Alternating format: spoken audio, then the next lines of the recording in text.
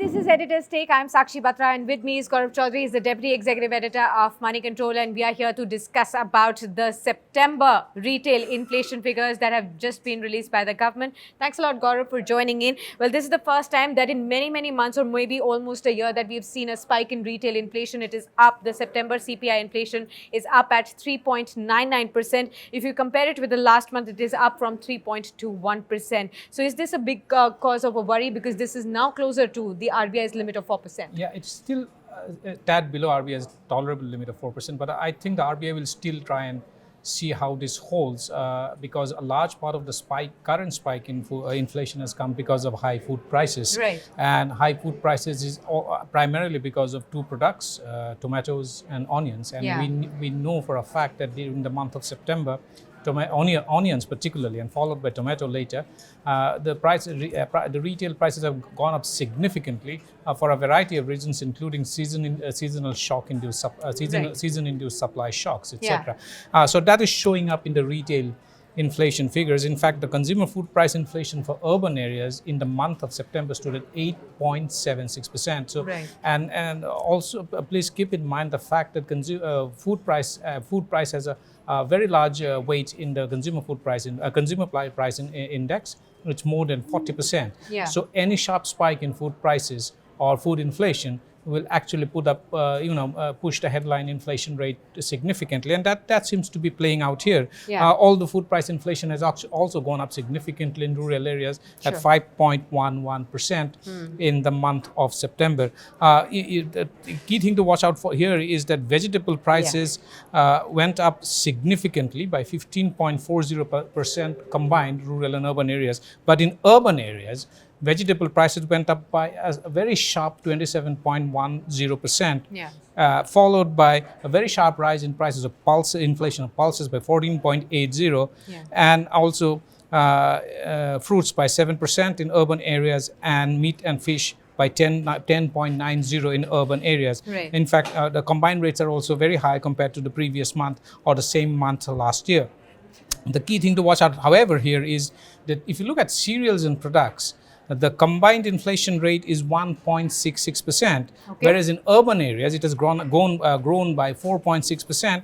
But cereals and products inflation in rural areas is just flat at 0.50%. So what does it tell us? Those producing rural cereals and products in rural areas, they are not getting the price. There is absolutely no pricing power there, and that seems to be because of very flat wage rate growth in rural areas. Absolutely. That also indicates that the farmers are probably not getting enough for their produce, because the rural inflation hasn't spiked as high or as much as is seen in the urban areas as well. But I also wanted to put forth one more figure, that is the WPI inflation figure that actually came in this morning, and that was at 0.33% in September versus 1.08%. Now this has also fallen sharply this time around. So there's a huge contrast. The CPI has inched up this time, but the WPI has actually fallen. How do you read this? Sure, there are two reasons for this. One, wholesale price inflation in India is actually the producer's price index. So it is minus taxes, minus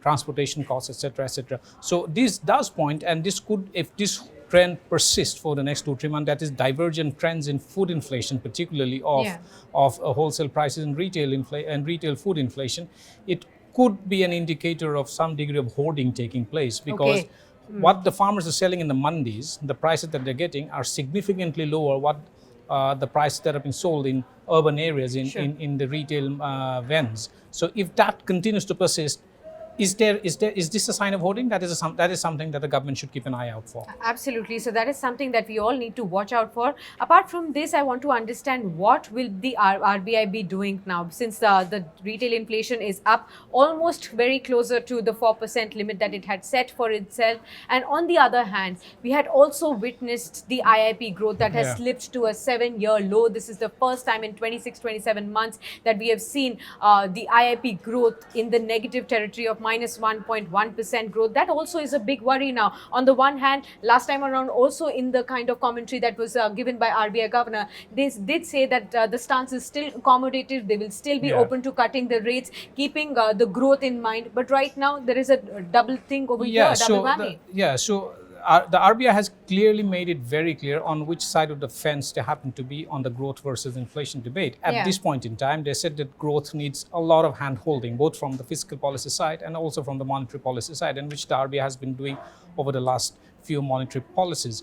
Having said that, with retail inflation coming in at 3.9%, 99%, just shy of the RBI's tolerable limit of 4%, although it's plus minus 2% or 4%. RBI will be clearly watching out how it holds out in the next 2 months, because RBI's policies are generally data driven. I would expect vegetable inflation to come down significantly, if not sharply, in the month of October, because the fresh supply, the supply of fresh harvest would have hit the market by now, and also the season-induced supply shocks would have disappeared significantly during the last 2 weeks or so. So I would expect onion prices have actually tapered off quite a lot, as also tomato prices. So if that holds, then this could turn out to be a one-off, and I would not be surprised if actual retail food inflation actually the headline level falls.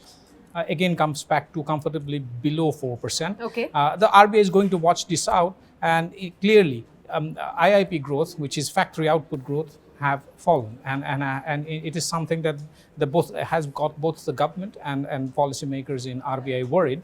Or not because of anything, but because it points towards very low factory activity, economic activity, production activity in India's factories. And this was for the month of August. It could probably get a little worse in September, because many car companies in the month of September, we know, have actually announced production holidays because of lack of demand. So if that happens, and October we could see a similar trend in factory activity, because October there are also many holidays. And please remember, this is not sales output, this is production output. So if factories are shut, production output growth will also show up. Absolutely, and this is even more worrisome because this is right ahead of the festival month as well. Like, August, if the IIP growth has fallen sharply, which was actually expected to pick up right ahead, because the demand should have increased otherwise. Yeah, so I would assume demand would have increased a little bit in the last week of September, and probably also in this month. I would expect, sequentially compared to August, demand for sales will pick up in October. But having said that, many companies are sitting on a mount of unsold inventory. So unless they clear out those inventories, there is very little incentive for them to actually produce more or add more capacity lines, and that will show up in factory output growth. Also, we need to keep in mind that unless the companies clear out the unsold inventories, why would they start adding capacity or produce extra time? So all will depend on how sales move out. If the sales of final products are actually if there's some signs of encouragement, or if there are green shoots that corporates can see in sales figures, then probably we could see output actually growing sometime in November or December. All right. Thanks a lot then, Gaurav, for sharing all that insights over there. Then CPI inflation for the month of September has spiked to 3.99%. WPI inflation, on the other hand, has fallen to 0.33%. And we've also witnessed an IIP growth which is down to a 7-year low. So there's a tightrope that the RBI will need to walk this time around in the next MPC meeting. And we'll all have to keep an eye out on what the RBI does on the interest rate front as well. Thanks a lot for joining us in this edition of Editor's Take, and do stay logged on to moneycontrol.com for more news and updates. Thanks for watching.